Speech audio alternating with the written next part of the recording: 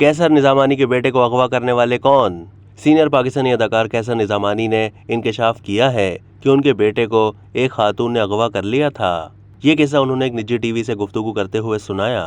कैसर निजामानी ने बताया कि हमारे घर में कोई मासी नहीं है, बल्कि मैं, फजीला और दीगर लोग घर के सारे काम तकरीबन खुद करते हैं। सीनियर अदाकार ने घर में मासी ना रखने की वजह बयान करते हुए बताया है कि जब हम कमर्शियल एरिया के अपार्टमेंट में रहते थे तो घर में खातून काम करने आती थी। वो छोटे बेटे जोरीन को उस वक्त अगवा करके ले गई थी जब वो तकरीबन 1 साल का था। कैसर निजामानी ने बताया कि जोरीन बहुत प्यारा सा था, उसका रंग साफ और आंखें नीली बिल्कुल माँ के जैसी थीं। उन्होंने बताया कि एक रोज पड़ोसियों ने बताया कि आपका बच्चा सीढ़ियों के पास पड़ा है, क्या आप उसे वहां छोड़ कर आए हैं? ये हम सुनकर भागे तो वो सीढ़ियों पर पड़ा हुआ था। जब वाकये का मालूम किया तो ये बात सामने आई कि मासी बच्चे को ले जा रही थी, जिससे घर के बाहर मौजूद दुकानदारों ने पूछा क्योंकि वो जोरीन के बारे में जानते थे।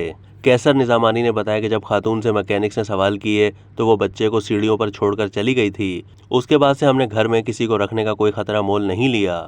अदाकार का मजीद कहना था कि मैंने फजीला को कहा था कि अगर ये चला जाता तो तुम हर सिग्नल पर इसे तलाश करती। उन्होंने मशवरा देते हुए कहा कि वालिदैन मेहरबानी करके अपने घरों में खुद काम करें या उन्हें अपने घरों में रखें जिनके बाप दादा को आप जानते हो। अब तक के लिए इतना ही। मजीद मालूमात के लिए डेली जंग के यूट्यूब चैनल को सब्सक्राइब कीजिए।